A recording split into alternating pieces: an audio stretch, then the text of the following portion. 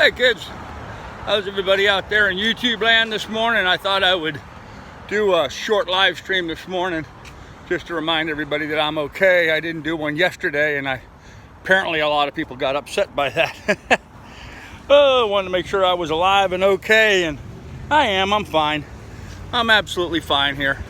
I am in Port Washington doing laundry today. This morning I'm going to run down to the Stop and Shop and do a little last minute provisioning, I think.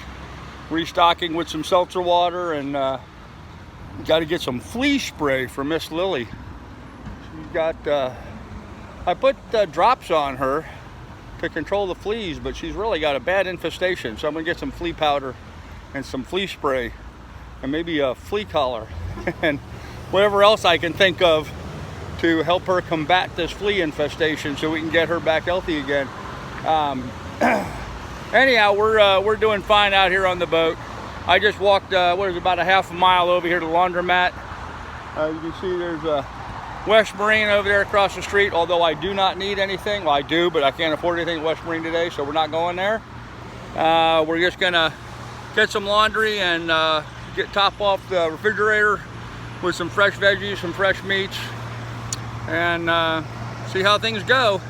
Waiting and watching for weather windows, trying to see what opens up here. So fortunately for everybody down in the Carolinas, it looks like Florence kind of petered out.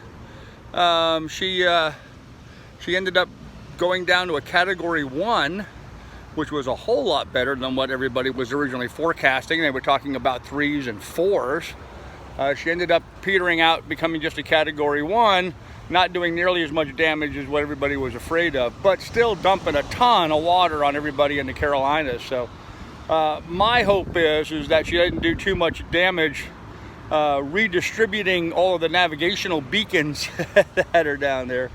So it'll make it easier for us to go sailing and be able to get through all those channels and stuff. There's some other folks here walking. You see them there walking with their backpacks on, walking through the parking lot. There are also some sailors that are anchored here in Manhasset Bay. They've also walked over here to the laundromat and doing their laundry. There's a lot of boats stacked up in Manhasset Bay right now, waiting for weather windows to head south. I'm not alone in that. In fact, I think next day or so we're going to see a mass exodus of about 30 or 40 boats heading out, actually. So there's quite a few boats at anchor and on the mooring balls right now, all backed up waiting for a weather window to open up. And not just a weather window, but also waiting for the tide and the current to be correct so they can get past Hellgate, because that's sort of a big obstacle for a lot of people heading south. So looks like we're going to have an armada.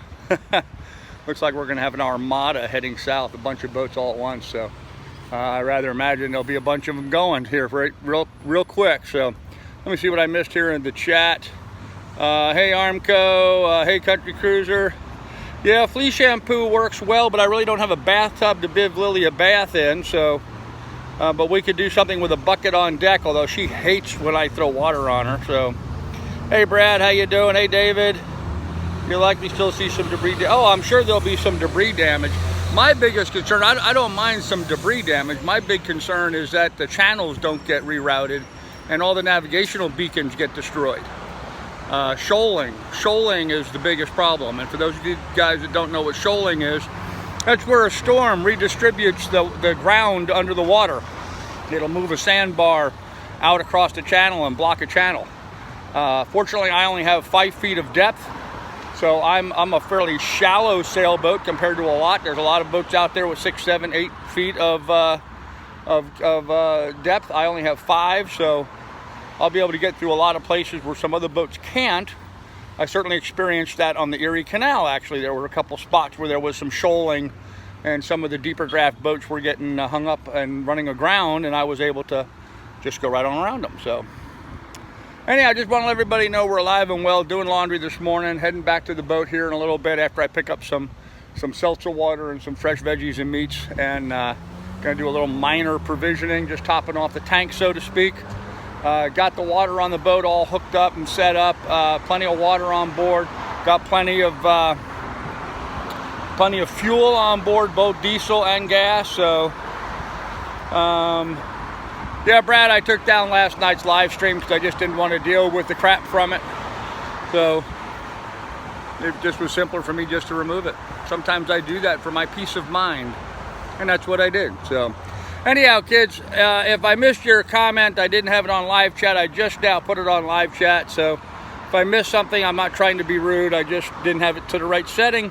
In any event, we're going to go now, and so oh yeah, John, we're doing great, man. We're doing fine.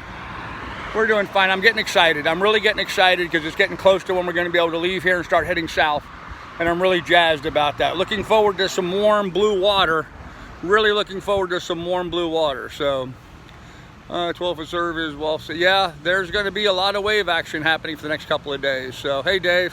Thanks, buddy. Appreciate it. So anyhow, kids, I'm going to go ahead and end this and get going. I got to get my laundry folded up and get moving. So I'll have more for you tonight at the live stream at 7.